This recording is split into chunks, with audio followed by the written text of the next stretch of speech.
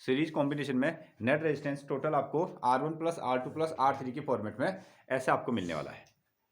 अगर 3 के 3 रेजिस्टेंस कैसे होंगे, सेम होंगे, तो उसको आप सिंपली NR लिख दीजिएगा।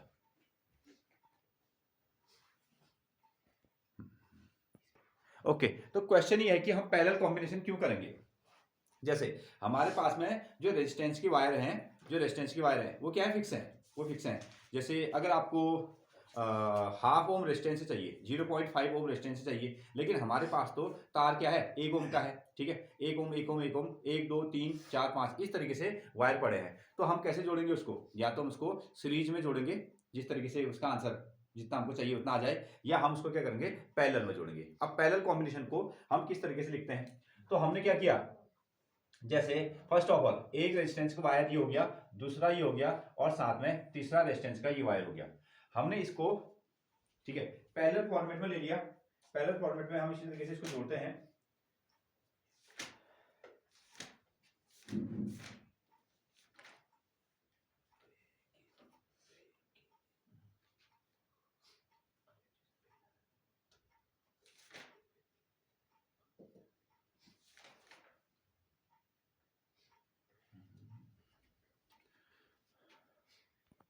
तो जितने भी आपके पास में रेजिस्टेंसेस हैं उनको आप इस तरीके से लीजिएगा। तो पहले रेजिस्टेंस को हमने ये ले लिया, दूसरी को ये कर दिया है, तीसरी को इस तरीके से हमने ऐड कर दिया। अगेन इन तीनों का हमने क्या कर दिया, एक कॉम्बिनेशन बना दिया। यहाँ को इन तीनों के तारों को ऐसे जोड़ दिया गया है, और इसको यहाँ को जोड़ दिया गया है। एक कॉमन पॉइंट हम इसके लिए ले आए हैं, और फर्दर इसका कनेक्शन हमने कहाँ जोड़ा, इसका कनेक्शन हमने बैटरी के साथ। बैटरी का एक सेल, दूसरा सेल, फिर तीसरा सेल, इस तरीके से ये बनता गया, ठीक है। और फाइनली आपने क्या कर दिया, इसको इस रेजिस्टेंस के दूसरे एंड पर जोड़ दिया। और साथ में हमको क्या लगाना है, साथ में हमको यहाँ पर लगा देना होगा एक की। ये क्लोज्ड है, इसका नाम हो गया आपका की। ये बन गई है आपकी बैटरी, स्टैंड फॉर बी। ये पॉजिटिव साइन और एक ऐसा नेगेटिव साइन। यहां से क्या जाएगी, करंट जाएगी। इधर पर आप चाहें तो एक एम्पियर मीटर भी लगा सकते हो, इसके साथ में प्लस साइन, इसके साथ में माइनस साइन, ये हो गया, ठीक है। इसका पॉजिटिव एंड इसके पॉजिटिव एंड के साथ में ही जुड़ा रहता है। और एमीटर हमेशा क्या होता है, इसके साथ जो बैटरी है वो सीरीज कॉम्बिनेशन में जुड़ा रहता है, यानी कि उसके साथ में ऐसा जुड़ा रहेगा। अगेन अब यहां से ये करंट थी, और ये करंट क्या होगी, यहां से टूट गई। करंट के क्या हो गए, 3 पार्ट हो गए। ओके, ये करंट के 3 पार्ट जो हुए वो बन गया आपका I1, दूसरे वाले को क्या मिला I2, तीसरे वाले को क्या मिल गई I3 की करंट मिली। अब ये जो रेजिस्टेंसेस हैं इनके नाम है R1, दूसरे का नाम है R2, और तीसरे का नाम कितना हो गया, R3 हो गया। अगेन और फिर यहां से ये करंट I1 इधर से गई, I2 I3, और वापस ये मिले तो क्या बन गए, I बन गए, ठीक है, इस तरीके से। अगेन लेकिन इसमें एक चीज जो है, अगर हमने यहाँ पे एक बल्ब लगाया है तो उसका सीधा कनेक्शन बैटरी के साथ, ठीक है, एक सिरा बैटरी के साथ, दूसरा सिरा बैटरी के साथ, तो जितनी वोल्टेज चाहिए उतनी ले सकता है, ठीक है। अगर इसके पास में 6 वोल्ट है तो सीधे 6 वोल्ट के साथ में जुड़ा हुआ है, तो इसको इसकी जो वोल्टेज है टोटल ये है V, और इसको भी कितनी वोल्टेज मिली, V मिल गई। अगेन दूसरा जो वायर है इसका एक तार बैटरी के सिरे के साथ कनेक्टेड है, दूसरा तार भी क्या है, बैटरी के दूसरे सिरे के साथ डायरेक्टली कनेक्टेड है। तो अगेन इसको भी क्या मिली, सीधे जितनी वोल्टेज चाहे उतना ले सकता है। Next one is third resistance है, इसका एक तार क्या है, बैटरी के एक सिरे के साथ सीधा जुड़ा हुआ है, और इसका दूसरा तार जो है बैटरी के दूसरे सिरे के साथ में सीधा जुड़ा हुआ है। अगेन तो इसको भी जो वोल्टेज मिलेगी वो कितनी मिलेगी, सेम मिलेगी। समझ पा रहे हैं। अगर हमने कहा ठीक है सभी को क्या चाहिए, पानी चाहिए, और सभी क्या कर गए, अपनी अपनी बकेट या अपनी अपनी बाल्टी को लेके कहाँ गए हैं, सीधे टैंक पर चले गए हैं। तो आपकी मर्जी है, आप जितना भी पानी उसमें ले सकते हो ना। हाँ, भले आप लोग के पास क्या है, जो बकेट है, जो बाल्टी है, वो कैसी है, वो छोटी बड़ी हो सकती है, लेकिन हमने आपके लिए ये खुला रख दिया कि आपको जितना चाहिए उतना ले लो, ठीक है। सीधे आप वहां से लेके आ सकते हैं, लेकिन कैपेसिटी क्या हो सकती है, चेंज हो सकती है। तो यहाँ किस चीज के टुकड़े हो गए हैं, यहाँ करंट के टुकड़े हो गए, ठीक है। सीरीज कॉम्बिनेशन में कैसी है, क्या है, करंट सेम रहेगी, वोल्टेज पार्ट्स में चली जाएगी, और पैरेलल कॉम्बिनेशन में क्या हो जाएगा, वोल्टेज कैसी रहने वाली है, सेम रहने वाली है, और करंट क्या हो जाएगी, डिस्ट्रीब्यूट हो जाएगी। हमारे पास में क्या है, सॉल्व करने का तरीका, ओम्स लॉ, और ओम्स लॉ में वहां हमारे पास में V1 V2 V3 था, इसलिए हमने क्या निकाला, V is equal to V1 plus V2 plus V3, तीनों को जोड़े। यहां क्या निकालेंगे हम लोग, उसी फॉर्मेट को करंट के फॉर्मेट में ले लेंगे, करंट के फॉर्मेट में। हाँ, फर्स्ट ऑफ ऑल पहले इसमें फिगर ड्रॉ कीजिए, फिर कैलकुलेशन हम इसमें करते हैं।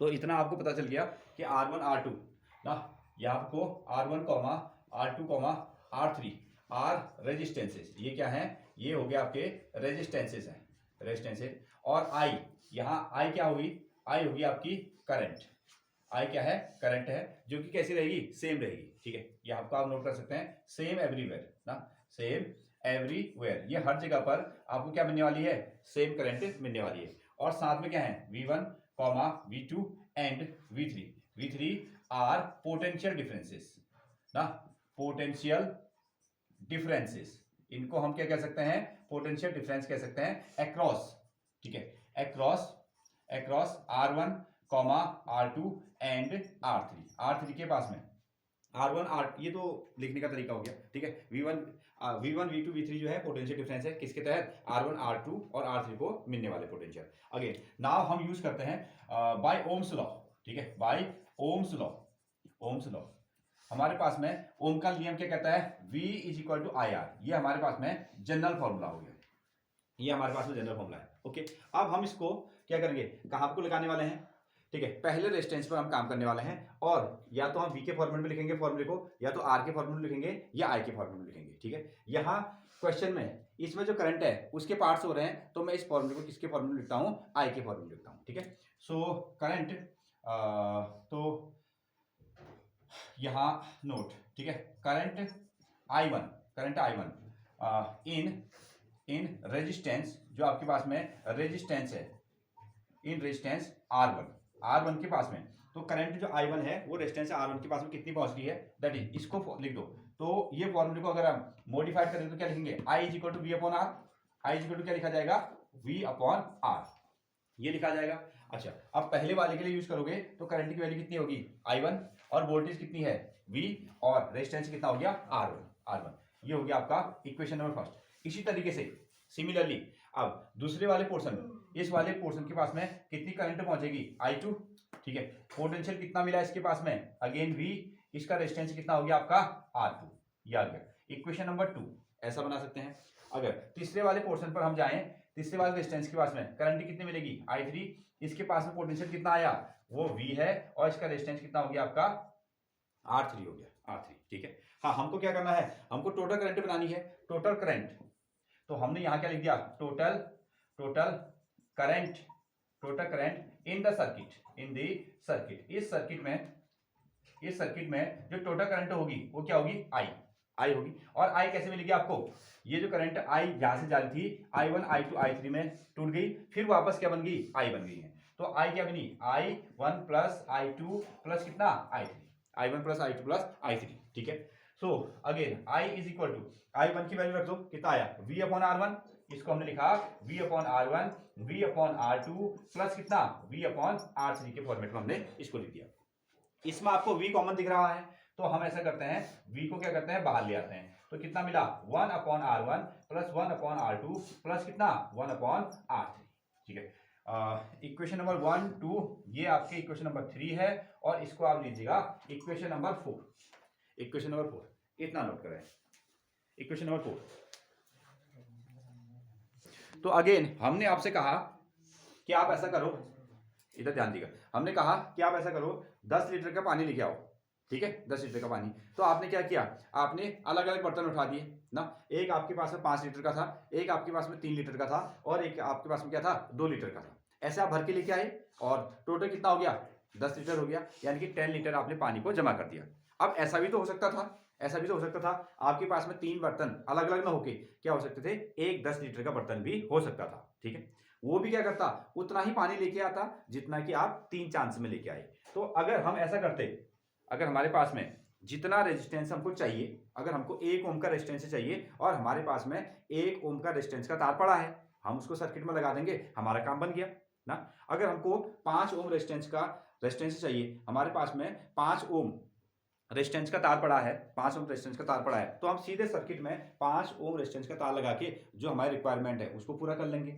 अच्छा, अगर हमारे पास में 5 ओम का नहीं है, लेकिन हमारे पास में 1 ओम के 5 पड़े हैं, 1 ओम के 5 पड़े हैं, तो हम सर्किट में क्या लगा देंगे, 5 लगा देंगे, तब भी हमारा काम हो जाएगा।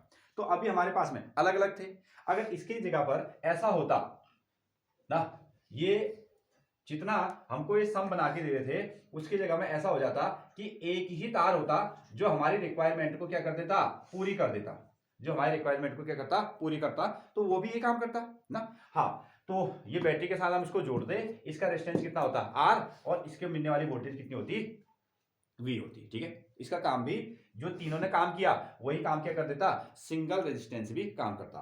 ठीक है, हाँ, यहां को हम लिख सकते हैं in case of single resistance, single resistance, single resistance. अगर यहां को हम एक सिंगल रेजिस्टेंस लगाएं उतनी वैल्यू का तो सेम काम करेंगे।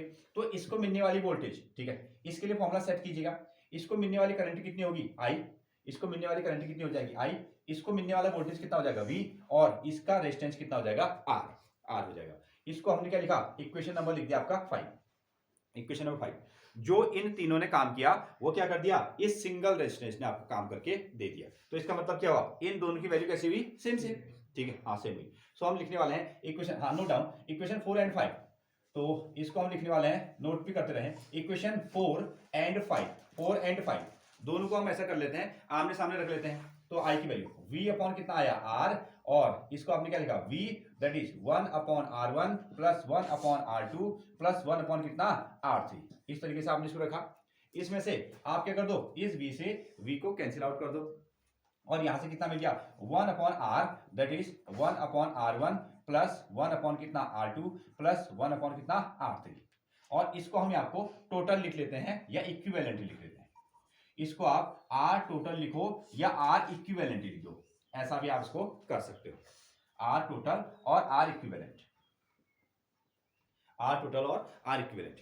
ठीक है, हमारा काम क्या है कि R टोटल निकालना, R टोटल निकालना इस तरीके से, जो पैरेलल जो फॉर्मेट आएगा उसमें क्या होता है, जो R टोटल का रेसिप्रोकल होता है ना, ये टोटल का क्या निकाल रहे हो आप, रेसिप्रोकल। जो R टोटल का रेसिप्रोकल है वो इंडिविजुअल रेजिस्टेंस के रेसिप्रोकल के सम के बराबर आता है। ऐसे तो दिख रहा है ना, R टोटल कितना आया, 1 अपॉन R आया है ना, तो R टोटल रेजिस्टेंस का रेसिप्रोकल वो क्या होता है, इंडिविजुअल रेजिस्टेंस के सम के रेसिप्रोकल के सम के इक्वल आता है। ठीक है, अच्छा, इस कंडीशन में रेजिस्टेंस बढ़ता है या घटता है, ऑब्वियसली ये छोटा आ रहा है। ठीक है, इस कंडीशन में रेजिस्टेंस क्या होगा, घट जाएगा, रेजिस्टेंस घटेगा। अच्छा, कितना घटेगा, ठीक है, कितना ये घटने वाला है उसको हम देखते हैं। तो जैसे हमने क्या किया, हमने अगर हमारे पास में 1 ओम 2 ओम और 3 ओम के 3 तार हैं, अगर हमने इसको सीरीज में जोड़ दिया, अगर हमने इसको सीरीज में जोड़ा तो इसका आंसर क्या आएगा, ऐड होके आएगा, दैट इज 3 2 5 1 6। तो टोटल रेजिस्टेंस कितना आएगा, 6 आएगा। टोटल रेजिस्टेंस कितना आ गया, 6 आ गया। ठीक है, कितना ज्यादा आया, कितना ज्यादा आया, तो जवाब है जो सबसे बड़ा वाला रेजिस्टेंस था उससे ज्यादा आया। ठीक है, सबसे बड़ा वाला कौन था, 3, और आंसर कितना आया, 6, आंसर आया 6। अगर इन्हीं तारों को हम कैसे ले लें, पैरेलल में ले लें, तो आंसर कितना आएगा, आंसर कितना आएगा, वो कम आएगा। ठीक है, अगर हमने इनको पैरेलल में लगा दिया तो कम आएगा, कितना कम आएगा, ठीक है, कितना कम आएगा, वो जो सबसे कम है ना उससे कम आएगा, जो सबसे कम है, सबसे लोएस्ट वैल्यू क्या है इसमें, हाँ 1 है, तो 1 से भी कम आंसर आने वाला है। ठीक है, ये कहानी। ओके, हाँ, इनको इन वर्ड्स में लिखना है कि टोटल रेजिस्टेंस का जो इक्विवेलेंट है वो क्या है, इंडिविजुअल रेजिस्टेंस के रेसिप्रोकल के सम के इक्वल आता है। इसको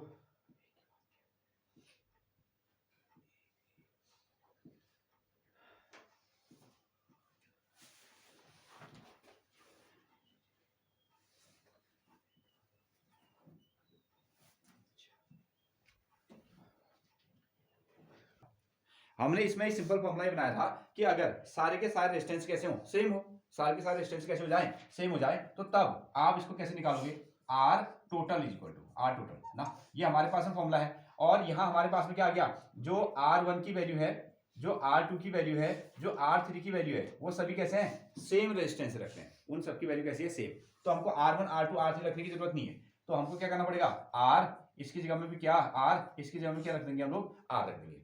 ठीक है, ऐसा आ गया। अगेन जब उसको सॉल्व करेंगे तो इसका एलसीएम कितना आया, R, और ऊपर कितना आ गया, 1 2 3, इन तीनों को आप जोड़ दोगे, और हमारे पास में कितना आ गया, ये R आ गया टोटल। हमारा काम क्या है, ये टोटल निकालना, ये टोटल निकालना। ये तो टोटल का रेसिप्रोकल है ना, ये तो टोटल का रेसिप्रोकल है, हमको क्या निकालना है, आर टोटल निकालना है। तो हम क्या लिखेंगे इसको, आर टोटल। हमने आर टोटल लिखा तो इसको बदल दो, क्या लिखोगे, आर अपॉन 3। क्या लिखने वाले हो, आर अपॉन 3। अच्छा, जब तीन रेजिस्टेंस लगे हैं तो तब फॉर्मूला क्या बना, आर अपॉन 3। जब 4 लगे होंगे तो आर अपॉन 4। जब इसमें एन लगेंगे तो क्या लिखने वाले हो, R upon N. R upon N, ये हमारा काम है। R total is equal to R upon N, ठीक रहा, आर अपॉन एन, ये हमारा फॉर्मूला रहेगा। और सीरीज वाले में क्या था, सीरीज वाले में आपका जो आर टोटल निकाला उसको आपने क्या लिखा, एन आर, ऐसे लिखा था सीरीज वाले में, एन आर लिखा, और इसमें क्या आ गया आपका, R upon N. Okay, note down, note करें, व्हाट्सएप दे देगा ना वो। तो आप इसको जो आपका आर टोटल है, आर टोटल, आर का मतलब क्या है, रेजिस्टेंस। आर का मतलब क्या हो गया, रेजिस्टेंस हर एक का। तो आप इसको ऐसे लिख सकते हो, रेजिस्टेंस ऑफ ईच रजिस्टर, ठीक है। जो वायर है उसको हम लोग क्या कहते हैं, रजिस्टर कहते हैं। रेजिस्टेंस ऑफ ईच रजिस्टर, एक रजिस्टर का रेजिस्टेंस अपॉन क्या है, ये एन है, number of resistors, number of resistance, note down, number of resistors, number of resistors. R total आप कैसे निकालते हो, ये हो गया आपका resistance of each resistance, resistance of each resistor, एक रजिस्टर के पास में कितना रेजिस्टेंस है और वहां कितने रजिस्टर्स लगे हैं, यानी कि कितने वायर लगे हैं, ये इसका मतलब है शब्दों में, नोट करो।